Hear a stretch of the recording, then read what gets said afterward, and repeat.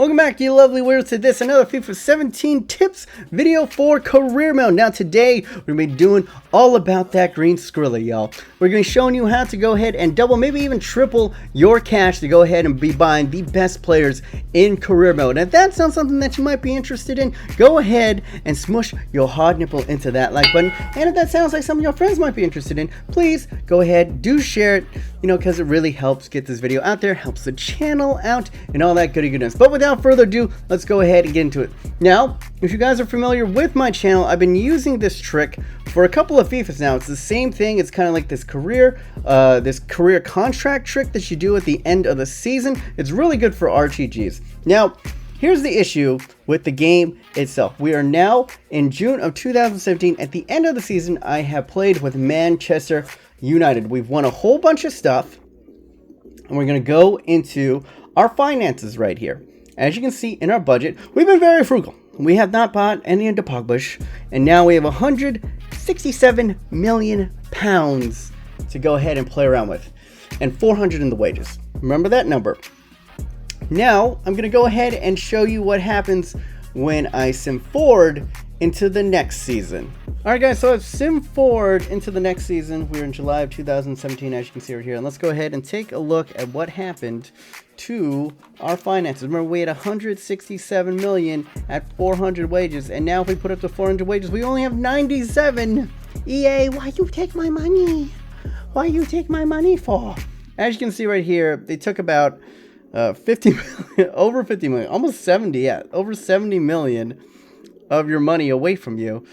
And that is just unacceptable. It's unacceptable. So what I'm going to do now is we're going to go back and I'm going to show you a way to kind of get around EA stealing your monies. Alright, so now we have turned back the clock, and now we are in June of 2017. Once again, now I'm going to be showing you a trick to it's more of a loophole to work around the system so that EA doesn't steal your money. And EA, if you're listening, this is dumb, because essentially you make winning the Champions League, winning the Prem, winning all these trophies obsolete, because you just steal that money away from us at the end of the season when we should be rewarded. It should stack, it should double.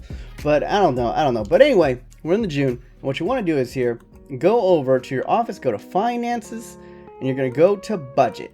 Once you're in budget, you're going to move everything that you can over to wages. Now this is going to be extremely difficult for Manchester United and 167. I've never done it with this amount before, but I'm gonna do it to my best of ability.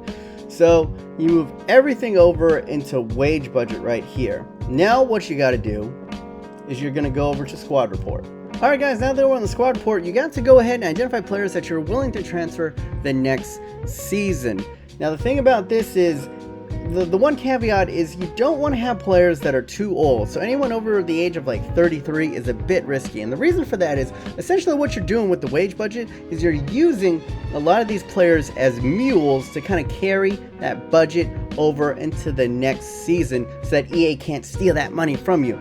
The issue is, if a player retires, all that cash that you put in that mule is going to die with that mule. So you have to choose players that are old that you're willing to part with. Well, they don't have to be old, but just players that definitely won't retire. So Antonio Valencia is a good example. So when people start to deteriorate, like Valencia, like Rooney, like Juan Mata, once they start to deteriorate, those are ideal candidates to go ahead and sell, mule them, make them mules to go ahead and get into the next season.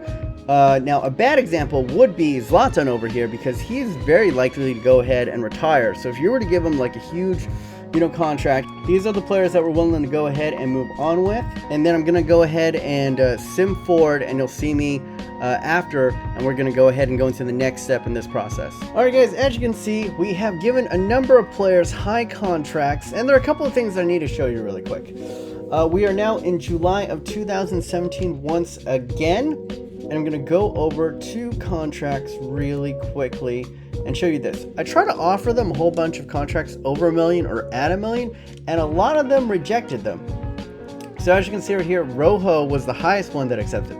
So for like Rooney and like Ibrahimovic, I offered them contracts of $1 million. They said they accepted, but then when I looked at their actual wage per week, it was only around $350. Now, for Rojo, I dialed it back down to 800, and I offered a couple of them 900 as well, but none of them accepted at 900. So maybe I'd say 800, 700 is probably the sweet spot that you can be, offering people if you're a higher end team like Real Madrid or Manchester United. And now what I'm going to do, and this is the important part, is you go ahead and try to search up cheap players. So I'm just going to go in the GNT right here and see that this guy's playing for Charlton Athletic, and he's not the most expensive kid on the block. If he's playing the championship or lower, he's probably going to be not too expensive. And I got to offer him up because no one's going to accept these players. Like, if you try to go ahead and just try to transfer them out, teams will come in for them, but they'll never accept. Contract offers will always break down because they can't settle on their wages. They refuse to play their wages. So you can trick EA once again by doing this. Just do a straight up trade. So you go ahead and you find Rojo or Romero in here. So we tried Rojo straight up for a lower end player. You could do it with pretty much any team. You want to look up maybe in like the A League or, K League. As long as they're like a lower tier area, lower tier league, you can go ahead and find them. Look it up, like Connor Chaplin right here. By the way, if you'd like to go ahead and check out the best young strikers, go ahead and click right here, ding, more FIFA tips, because Connor Chaplin is one of those top end strikers. But for this, we're just going to use him as part of our evil scheme to get more of that moolah dollar bill, y'all. So we're going to go ahead and trade him with Romero really quickly. Where you at, Romero? Really quickly. And, they're high overall players. Anything above 70. Connor Chaplin's like 64. They'll accept it. And this is the only way. Remember, you have to trade these players. You cannot offer them in straight up transfer listing deals. And now what I'm going to do, I'm going to go and try to trade out all these players. And you're going to go see right before our transfer budget at the start, before we transfer out all these players, is going to be this. Please take me over. Oh, wait, nope. Went too quickly to the finances. See in the transfer budget. Let's knock it down to, let's say, like around 400. It's 112. 112 million and 400 in the wages is what we start off with.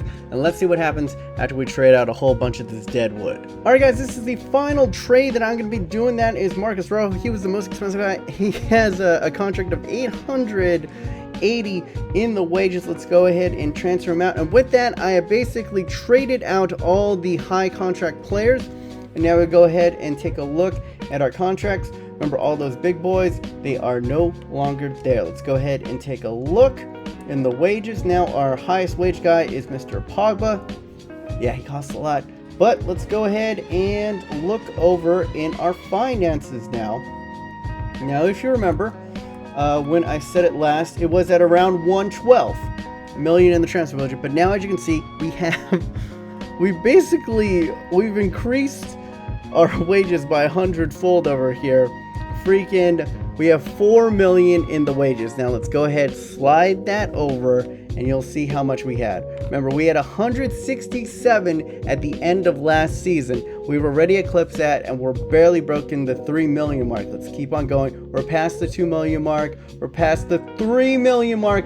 3 million and 18, 3 million and 15 is what you're gonna get. And this is me being lazy, guys. Let me tell you, I was only able to get a smidgen of this, but there you go. We almost nearly doubled the budget that we had from a season ago of 167. And if I really wanted to, I could have, but I just didn't. I couldn't be bothered to list pretty much the whole entire team. But with 300, you can go ahead. You can buy Ronaldo. You can buy Messi. You could buy everybody on this list. So that is it, guys. That is how you do basically the holdover glitch or the financial glitch. If you want to see a way to get infinite money, though, I highly advise that you go ahead and check out Bama Striker's video on a financial glitch where you could just keep on kind of restarting a save point and get unlimited amounts of money. It's kind of game breaking, but if you do want to check that out, I highly recommend it. I'll leave a link to that video right here. Ding, he has a really great channel, does YSL stuff. Cannot recommend his stuff enough. And if you want more FIFA tips, on basically how to not stunt your growth or the best young players to buy in career mode, go ahead and check out the video over here. Ding. Alright, guys, once again, if this helped you out, remember to go ahead and leave a like and share it with your friends. My name's Monus. Hopefully you guys are having a wonderful day. Remember to stay yourself, stay humble, and be weird.